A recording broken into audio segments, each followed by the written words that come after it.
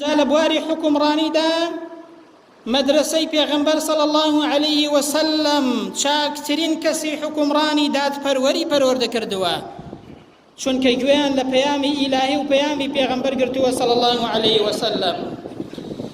هەر بۆیە سوفیانی سەوری بۆمان دەگێڕێتەوە دەفەرمێ پێشەوای دادپەروەران پێنج کەسن: ئیمامی ئەبوبەکر، ئیمامی عومەر، ئیمامی عەلی، ئیمامی عوسمان و عومەری کوڕی عەبدولعەزیز. ئەوانە پێشەوای دادپەروەرانن. ئەوانە لە چ مەدرسەیەک پێگەیشتون بەڕێزان؟ ئەوانە گوێیان لە چ پەیامێک گرتووە؟ لە پەیامی ئیلاهی و لە مەدرسەی محەممەد دەرچوون صلی الله عليه وسلم. بۆیە بە نمونە ئەگەر عومەری کوڕی عەبدولعەزیز باسکەین کە ڕەمزی نوێبوونەوە و ڕەمزی دادپەروەری بووە، خەلیفەی نوێخواز و دادپەروەر بووە، لە سەردەمی خۆیدا لە خۆیەوە دەستی پێکرد، بازرگانی لە بەرپرسەکان قەدەغە کرد، گوتی نابێ هیچ بەرپرسێک بازرگانی بکات، چونکە ئەگەر بازرگانی بکە ئاگای لە میلەت نامێنێت. ئەنجا هەڵسا لە خۆیەوە دەستی پێکرد ئەو زێڕ و ماڵ و سامانەی کە لە ماڵەوەدا هەیبوو هەر هەمووی خستەوە سەر بەیتوڵماڵ. موسەی فەرمانبەرانی زیاد کرد، گوتی بۆ ئەوەی خۆیان تەفەڕوخکەن بۆ کاروباری خەڵک، بۆ ئەوەی مەشغوڵ نەبن بە هیچ شتێکی دیکەوە. هەڵسا هەرچی گەنجی وڵات هەیە ژنی بۆ هێنا، هەر گەنجێک کە لەبەر بێپارەیی ژنی بۆ نەدەهێنرا، زەماوەندی بۆ نەدەکرا، هەرچی گەنج هەیە نەما لە وڵاتدا کە ژنی بۆ نەخوازێت. ئەنجا گوتیان ئەی ئیمام، گەنم و جۆمان لێ زیادە، فەقیر نەماوە، نازانین چی لێ بکەین لە وڵاتدا. گوتی لە زستاندا لە ڕۆژێکدا کە بەفر دەبارێت بیبن لەسەر چیاکان ڕۆیکەن بۆ ئەوەی باڵندەکان لێی بخۆن، بۆ ئەوەی لە ڕۆژێکدا کە بەفر دەبارێت تەنانەت باڵندەیەکیش برسی نەبێت، بۆ باڵندەکان بڕۆن لە چیاکاندا ڕۆیکەن. ئەوە نمونەی کەسێکە کە پەروەردەی مەدرسەی محەممەدە صلی الله عليه وسلم، نمونەی کەسێکە کە پەروەردەی مزگەوتە برام، پەروەردەی مەدرسەی پێغەمبەری خوایە صلی الله عليه وسلم.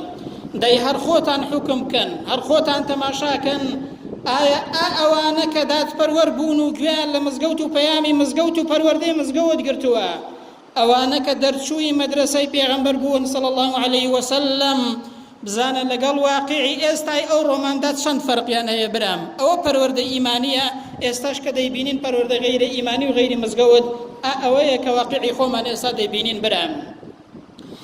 بۆیە مالیکی کوڕی دینار بۆمان دەگێڕێتەوە، دەفەرمێت ڕۆژێکیان شوانێک لە چیایەکەوە بانگی چەند کەسێک دەکات، نازانێت کە عومەری کوڕی عەبدولعەزیز بووە بە خەلیفەی موسڵمانان، بانگ دەکات دەڵێ ئەو پیاوە خواناس و دادپەروەرە کێ بۆتە خەلیفەی موسڵمانان؟ تەماشاکەن بەڕێزان، ئەو ئەگەر لێڵ بوو بزانە دەبێ بچێ سەرچاوەکەی، بزانی هۆکارەکەی چییە، بۆچی ئاوەکە لێڵ بووە، هۆکارێک هەیە کە لە سەرچاوەکەیەوە لێڵ بووە برام. گوتیان چۆن دەزانی کە ئەو پیاوە خواناسە بۆتە بەرپرس و کار بەدەستی موسڵمانان؟ ئاگات لێ نییە بە چ شتێک دەزانی کە ئەوە بۆتە کار بەدەستی موسڵمانان؟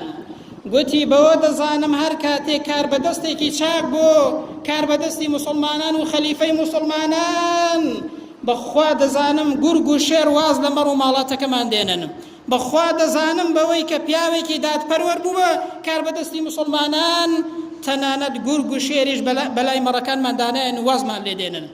بەڕێزان، ئەو ئاوەی کە ئێستا لە سەرچاوەکەیەوە شلوێ بووە، بزانە دەبێ بگەڕێەوە بزانی لە سەرچاوەکەیەوە بۆچی شلوێ بووە. لەوەش سەیرتر پیاوێک بە عومەری کوڕی عەبدولعەزیز دەڵێت ئەوە هۆکارەکەی چییە؟ وەڵڵاهی دەبینم شەوانە گورگ دێ لە لای مەڕەکەمان دەخەوی، هیچ زیانێکی لێ نادا، بەڵکو چاودێری دەکات و پارێزگاری لێ دەکات.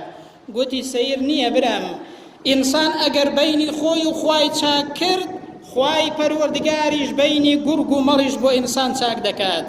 بەڕێزان، ئەو بەسەرهاتانە چەند گرنگن برام. ئەوە پەیامی مزگەوت و پەروەردەی مزگەوت و پەروەردەی مەدرسەی محەممەدە صلی الله عليه وسلم.